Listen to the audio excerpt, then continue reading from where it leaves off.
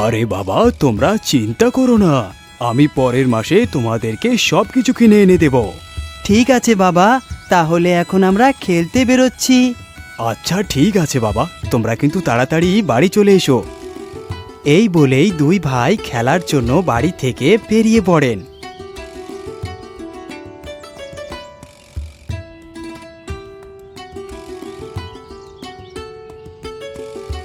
হ্যাঁ গো, তুমি বাচ্চাদের কি বোঝাচ্ছিলে? আরে কিছু না গিন্নি, আসলে এদের মতো আমি আমার নিজের বাল্যকালকে দেখতে পাই। আরে ওই পাখির বাসাটার দিকে দেখো, ওই বাসাটার পাখি দুটো নিজেদের বাচ্চাদের কত ভালোবাসছে। ওদের এই এত ভালোবাসা দেখে মনের মধ্যে যেন কত আনন্দ অনুভূত হয়। হ্যাঁ গিন্নি, আপনি একদম ঠিক বলেছেন। এদের দেখে তো আমার হৃদয় আনন্দে একেবারে ভরে ওঠে। এইভাবে কর্তাবাবু ও গিন্নিমার সংসার খুব সুন্দরভাবেই কাটছিল।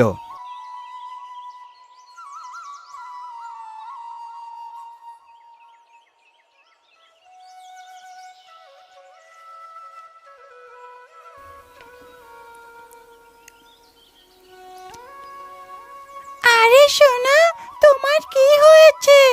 আজ তুমি এত চুপচাপ কেন? কি হয়েছে? আসলে আজকে আমার শরীরটা একদমই ভালো লাগছে না। মনে হচ্ছে যেন কিছুদিনের মধ্যে আমি মারা যেতে পারি। আরে সোনা, তুমি এরকম কেন বলছো? তুমি চিন্তা করো না, আমি এখনই জঙ্গলের ওই সাধু বাবার কাছে যাচ্ছি আর তাড়াতাড়ি ওষুধ নিয়ে আসছি। হ্যাঁ। এই বলেই চড়ুই ওইখান থেকে রওনা দেয়। কিছুক্ষণের মধ্যেই চড়ুই সাধু বাবার কাছে পৌঁছে যায়।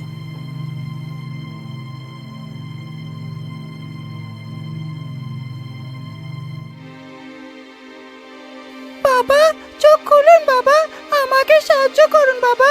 কি ব্যাপার, তোমার এত মন খারাপ কেন? কি আর বলবো বাবা, আমার স্ত্রীর শরীর ভালো নেই।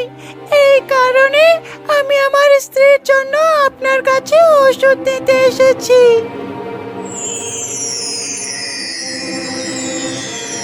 তারপর সাধু বাবা তাকে কিছু পাতা দেন। বাবা চড়ুই, তুমি এই পাতার রস তোমার স্ত্রীকে খাইয়ে দিও, তাহলে ও ঠিক হয়ে যাবে। ঠিক আছে বাবা, তাহলে আমি চলি, আমার স্ত্রী ঘরে একা আছে। এই বলেই চড়ুই ওইখান থেকে বাড়ির উদ্দেশ্যে রওনা দেয় আর খুব তাড়াতাড়ি তার বাসাতে পৌঁছেও যায়।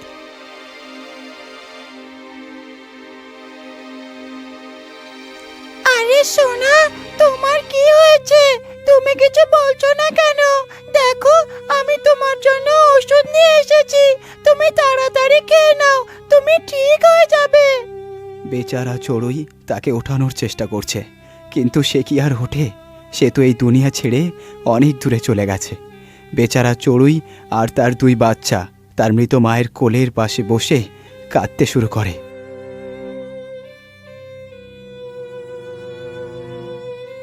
গিন্নি দেখো, আজ এই চড়ুইয়ের হঠাৎ কি হলো? এ কাঁদছে কেন? গিন্নিমা ও কর্তাবাবু নিজেদের মধ্যেই আলোচনা করছিলেন। ঠিক তখনই চড়ুই তার মৃত স্ত্রীকে নিয়ে বাসা থেকে নিচে মাটিতে এসে একটি গর্ত খোঁড়া শুরু করে, যাতে সে তার স্ত্রীকে মাটির নিচে কবর দিতে পারে। আরে এ কি, এই চড়ুই পাখির স্ত্রী তো মারা গেছে। তার মানে এই জন্যই এ এতক্ষণ থেকে কান্নাকাটি করছিল। আরে এটা তো একদমই ভালো হলো না। দেখো, বেচারা স্ত্রী মারা যাওয়ায় ও কতটা দুঃখিত। এখন তো ও পুরো একা পড়ে গেল।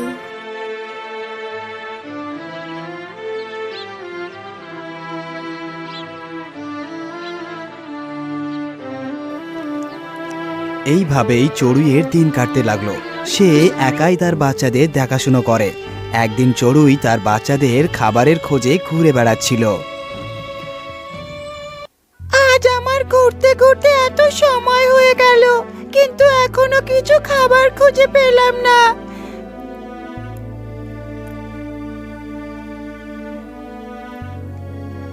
হে হে ভগবান, আমার জন্য নাই দিলে, কিন্তু আমার এই বাচ্চার জন্য একটু খাবার দিন।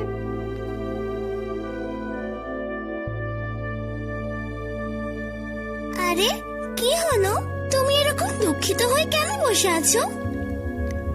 আরে আপনাকে আমি কি আর বলবো, আমি সকাল থেকে খাবারের খোঁজে ঘুরে বেড়াচ্ছি, কিন্তু এখনো আমি একটুকুও খাবার পাইনি। আরে তুমি আমার সাথে চলো, আমি এমন একটা ক্ষেতের ব্যাপারে জানি যেখানে তুমি অনেক আনাজের দানা পাবে। এই বলেই দুজনে ওইখান থেকে উড়ে যায় সেই জমির দিকে। খুব তাড়াতাড়ি পৌঁছে যায় ওই জমিতে। চড়ুই তাড়াতাড়ি তার বাচ্চাদের জন্য কিছু দানা ঠোঁটে নিয়ে নেয়।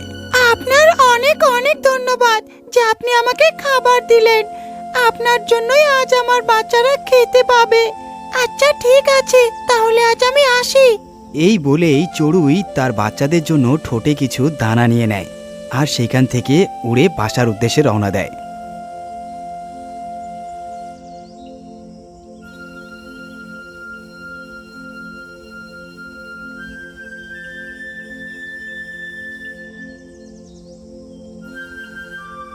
এখন তো ওই চড়ুই রোজ ওই জমিতে দানা খেতে আসে আর ওই পাখির সাথে দেখা করে।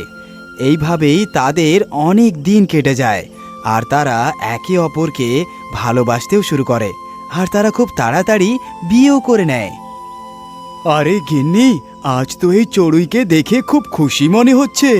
আমার মনে হয় চড়ুই দ্বিতীয় বিবাহ করে নিয়েছে। হ্যাঁ হ্যাঁ, তুমি একদম ঠিক বলছো। চড়ুই পাখি বিয়ে তো করে নিয়েছিল, কিন্তু তার ওই নতুন স্ত্রী তার ওই বাচ্চাদের একদম পছন্দ করতো না। একদিন চড়ুই বাসাতে ছিল না, তার এই নতুন স্ত্রী বাসাতে ওই বাচ্চাদের সাথেই ছিল। আরে কর্তাবাবু, আজকে তো ওই পাখিরা নিজের বাসাতেই নেই। কর্তাবাবু ও গিন্নিমা ওই গাছের দিকেই দেখছিলেন, কিন্তু ঠিক তখনই চড়ুইয়ের স্ত্রী সেই দুই বাচ্চাদের নিচে ফেলে দেয়। বাচ্চা দুটো মাটিতে পড়েই মারা যায়।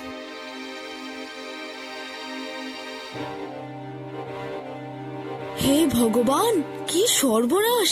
এই পাখিটা তো ওই বাচ্চাদের নিচে ফেলে মেরেই দিল। কত নির্দয় এই পাখিটা। হ্যাঁ গিন্নি, একদম ঠিক বলেছ। এই চড়ুইয়ের স্ত্রী তো ভীষণ খারাপ, ছোট ছোট বাচ্চাদের উপর থেকে ফেলে দিয়ে মেরে ফেললো।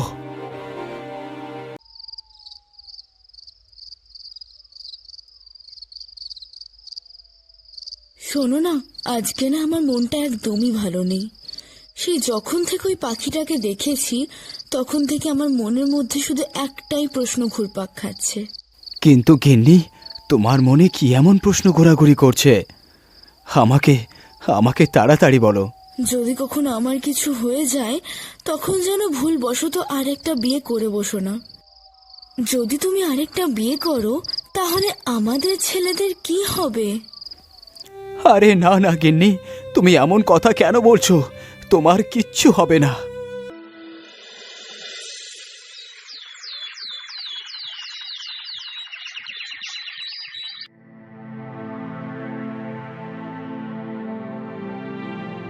পরের দিনই গিন্নিমার শরীর ভীষণ খারাপ হয়ে পড়ে।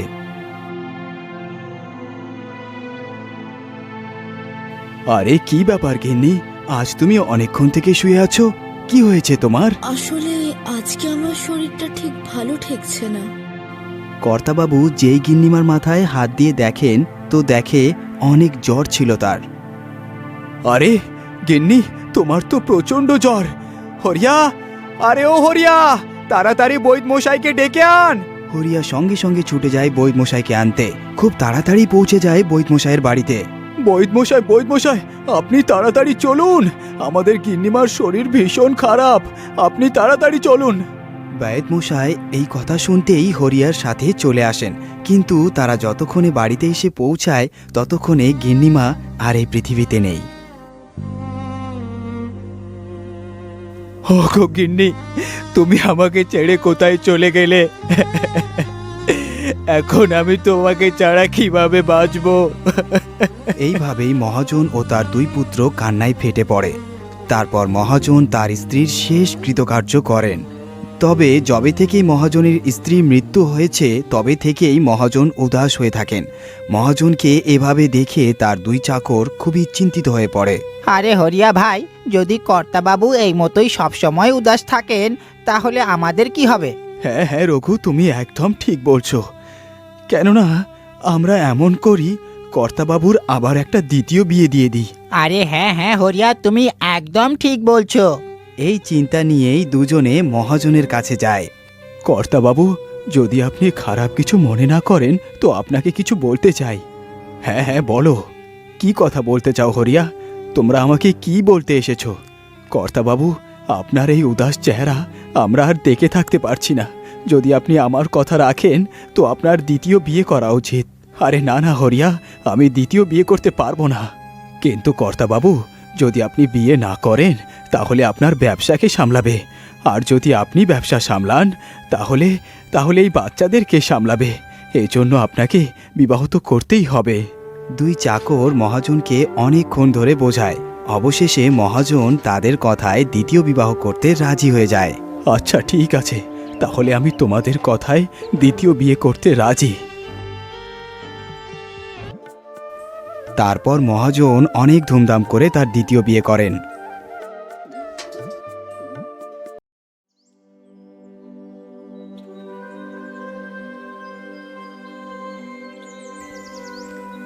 যবে থেকে ওই নতুন গিন্নিমা ওই বাড়িতে পা রেখেছেন তবে থেকেই ওই নতুন গিন্নিমার ব্যবহার সবার কাছেই খারাপ হয়ে দাঁড়িয়েছে। উনি সব সময় মহাজনের দুই ছেলেকে বিরক্ত করতেন। এছাড়াও ছোট ছোট বিষয়ে তাদেরকে বকতেন, তাদের নালিশ মহাজনের কাছে জানাতেন।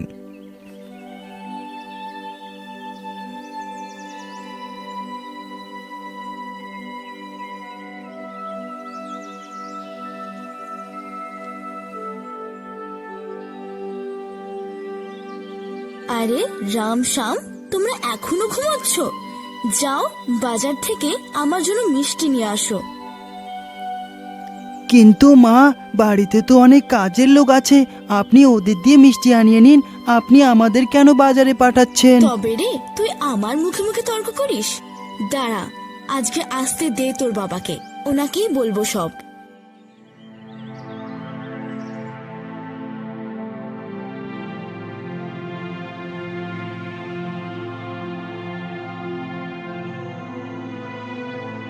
আরে গিন্নি, কি ব্যাপার? আজ তুমি আবার উদাস হয়ে বসে আছো? আরে শুনুন না, আপনার এই ছেলে দুটোর যত বয়স বাড়ছে ততই ওরা দিনকে দিন অলস হচ্ছে। আজ আপনাকে একটা সিদ্ধান্ত নিতেই হবে। এক, আপনি আমাকে নিজের কাছে রাখুন, আর না হলে আপনার ওই দুই ছেলেকে। আর আজ যদি আপনি ওই দুই ছেলেকে রাখার সিদ্ধান্ত নেন তাহলে আমি সারা জীবনের জন্য এখান থেকে অনেক দূরে চলে যাব। গিন্নিমার মুখে এই কথা শুনেই মহাজন ভীষণ ভয় পেয়ে যায়। আরে রঘু, হরিয়া, তোমরা কোথায়? হ্যাঁ মালিক, বলুন আমাদেরকে কি করতে হবে? হরিয়া ও রঘু, তোমরা যাও আর রাম ও শ্যামকে দূরে কোথাও জঙ্গলে রেখে এসো, যেখান থেকে তারা যেন কখনো বাড়িতে ফিরে আসতে না পারে। কিন্তু মালিক, আপনি এটা কি করছেন? আপনি নিজের ছেলেদের এভাবে জঙ্গলে ছেড়ে আসার কথা বলছেন? হরিয়া, আমি তোমাকে যতটুকু বলেছি শুধু ততটুকুই করো। মহাজনের কাছে এই কথা শুনেই হরিয়া ও রঘু দুইজনে মহাজনের পুত্র রাম ও শ্যামের কাছে যায়। আরে রাম ও শ্যাম, আজ আমরা জঙ্গলে ঘুরতে যাচ্ছি, চলো আমাদের সঙ্গে চলো। হ্যাঁ হ্যাঁ, চলুন হরিয়া কাকা। এই বলেই ওই দুই চাকর রাম ও শ্যামকে সঙ্গে নিয়ে জঙ্গলের দিকে রওনা দেয়।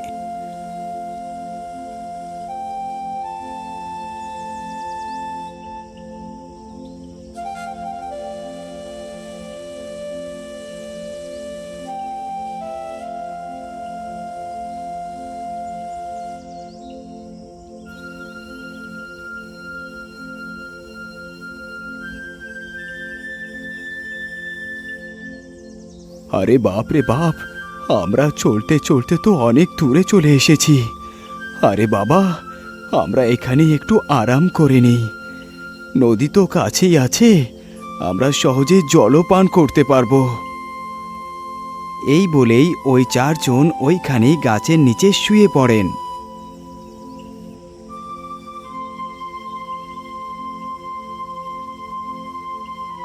আরে হরিয়া ভাই, তাড়াতাড়ি এখান থেকে ওঠো আর তাড়াতাড়ি এখান থেকে ফিরে চলো। যদি এই দুজন জেগে ওঠে তো অনেক সমস্যা হয়ে যাবে। এই বলেই ওই দুজন ওইখান থেকে পালিয়ে যান। কিছুক্ষণ পর যখন শ্যামের চোখ খোলে তো শ্যাম দেখে যে হরিয়া ও রঘু দুজনেই এখান থেকে চলে গেছে। দাদা, চোখ খোলো, ওঠো, দেখো ওরা কোথায় যেন চলে গেছে। কিন্তু ভাই, তারা কোথায় যেতে পারেন? আমার মনে হয় আমাদের নতুন মা আমাদের বাড়ি থেকে বের করে দিয়েছেন। কিন্তু দাদা, এখন আমরা কোথায় যাব? ভাই, এখন তো আমরা ওইখানেই যাব যেখানে আমাদের ভাগ্য আমাদের নিয়ে যাবে। ওই গাছেই দুই পাখি বসেছিল, যারা নিজেদের মধ্যে কথা বলছিল। ওগো স্বামী, এমন কিছু বলো যাতে এখানে আমাদের সময়টা কিছুক্ষণ কাটে। আরে কি বলবো রানী, এই গাছে দুই পাকা ফল ঝুলছে। যদি কোনো মানুষ এখান থেকে একটি ফল খেয়ে নেয় তাহলে ও ভবিষ্যতে এক বিশাল রাজা হবে, আর যদি দ্বিতীয় ফলটি খায় তাহলে ভবিষ্যতে মন্ত্রী হবে। ওই দুই পাখির গল্প নিচে দাঁড়িয়ে রাম ও শ্যাম শুনে নেয়। আরে শ্যাম, তুমি এইখানেই দাঁড়াও, আমি এই ফলগুলোকে পারছি। রাম তাড়াতাড়ি একটি পাথর তুলে নেয় আর ছুঁড়ে মারে ওই ফলে। পাথর যেই ফলের থোকাতে লাগে সঙ্গে সঙ্গে দুটি ফল মাটিতে পড়ে যায়। তারপর দুই ভাই এক এক করে ফল দুটো খেয়ে নেয়। তারপর ওই দুই ভাই ওইখান থেকে চলতে শুরু করেন, কিন্তু তাদের মায়ের ছবি ওই গাছের কাছেই পড়ে যায় আর তারা চলতে চলতে অনেক দূরে চলে আসে। আরে শ্যাম, আমাদের মায়ের ছবি কি তোমার কাছে আছে? না দাদা, মায়ের ছবি তো তোমার কাছেই ছিল। শ্যাম, আমার মনে হয় আমাদের মায়ের ছবি ওই গাছের কাছেই পড়ে গেছে। আরে শ্যাম, তুমি এইখানেই দাঁড়াও, আমি এক্ষুনি ওইখান থেকে ছবিটা আনছি। এই বলেই রাম সঙ্গে সঙ্গে ছবি আনতে যায়। যেই রাম ওই গাছের কাছে যায় তো দেখে যে তার মায়ের ছবি ওই গাছের নিচেই পড়ে আছে। ও তাড়াতাড়ি ছবি তুলে নিয়ে রওনা দেয় ভাইয়ের কাছে, কিন্তু তখনই এক বিষাক্ত সাপ ওর পায়ে কামড়ে দেয় আর সে ওইখানেই পড়ে মারা যায়। আরে দাদা তো এখান থেকে অনেকক্ষণ বেরিয়েছেন, কিন্তু দাদা তো এখনো ফিরলই না। দাদা কোনো আবার বিপদে পড়লো না তো?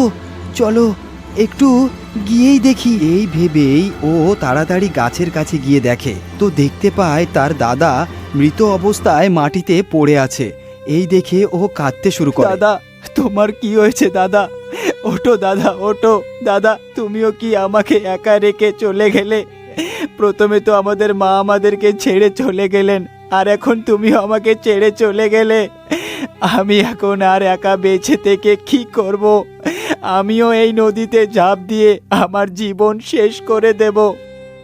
এই ভেবেই শ্যাম নদীর ধারে পৌঁছে যায়, আর যেই ও নদীতে ঝাঁপ দেওয়ার জন্য এগিয়ে আসে। দাঁড়াও বাবা, তুমি কি করতে যাচ্ছ? তুমি কে বাবা, আর কেন এভাবে নিজেকে শেষ করতে চাইছো? বাবা, আমার নাম শ্যাম, আর এ হলো আমার দাদা। তারপর শ্যাম সব কথা খুলে বলে ওই সাধু বাবাকে। শ্যামের এই দুঃখ ভরা কাহিনী শুনে সাধু বাবার মনে তার প্রতি দয়া জাগে। বাবা, তুমি দুঃখী হও না, আমি তোমার দাদাকে ঠিক করে দিচ্ছি। তারপর ওই সাধু বাবা নিজের চমৎকারী শক্তি দিয়ে রামকে বাঁচিয়ে তোলেন। হে সাধু বাবা, আমার জীবন বাঁচানোর জন্য আপনাকে অনেক অনেক ধন্যবাদ। এই বলেই দুই ভাই ওইখান থেকে আবার চলতে শুরু করেন। দুই ভাই চলতে চলতে এমন এক রাজ্যে চলে আসেন যেখানকার রাজা কিছুদিন আগেই মারা গিয়েছেন, আর ওইখানকার প্রজারা নতুন রাজার খোঁজে ছিলেন। আর ওইখানে একটি নিয়ম ছিল যে রাজার ঘোড়া যে ব্যক্তির কাছে গিয়ে স্পর্শ করবে, পরবর্তী রাজা তাকে নিশ্চিত করা হইবে, সেটা ধনীই হোক কিংবা গরিবই হোক। যেখানে এই প্রতিযোগিতা চলছিল সেখানেই গিয়ে এই দুই ভাই দাঁড়িয়ে যান। ঘোড়া চারিদিকে ঘুরে ফিরে এসে রামের কাছে এসে দাঁড়িয়ে যায় আর রামকে জিভ দিয়ে স্পর্শ করে নেয়। আরে ঢোল বাজাও, সবাই চারিদিকে আনন্দ করো, আমাদের নতুন রাজা আমরা পেয়ে গেছি। এইভাবে রাজ্যের সবাই মিলে রামকে রাজা বানিয়ে দেয়, আর তারপর রাম তার ভাই শ্যামকে ওই রাজ্যের মন্ত্রী বানিয়ে দেয়। তারপর দুই ভাই আনন্দে ওই রাজ্যের রাজত্ব করতে শুরু করেন।